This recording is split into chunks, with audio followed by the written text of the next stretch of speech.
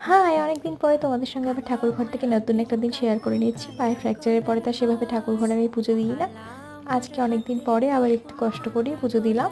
আর তারপরে ব্রেকফাস্ট করে নিলাম। আর এখানে একটা কৌটো পেয়েছি আমি, এটা একটা ঘড়ির কৌটো।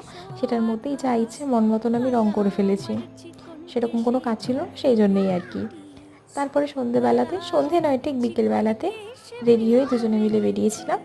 আর চলে এসেছিলাম এই একটা মাটির দোকানে, মানে মাটির জিনিসপত্র এখানে বিক্রি হয়।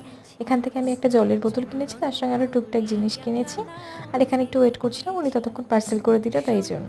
তারপরে বিশালে চলে আসলাম, এখানে এসে আমরা টুকটাক কেনাকাটি করে নিয়েছি। আর এখান থেকে কেনাকাটি করে চলে গেছিলাম সোজা একটা জুতোর দোকানে। সেখানেও আমার হাজব্যান্ডে একটা জুতো কিনলো।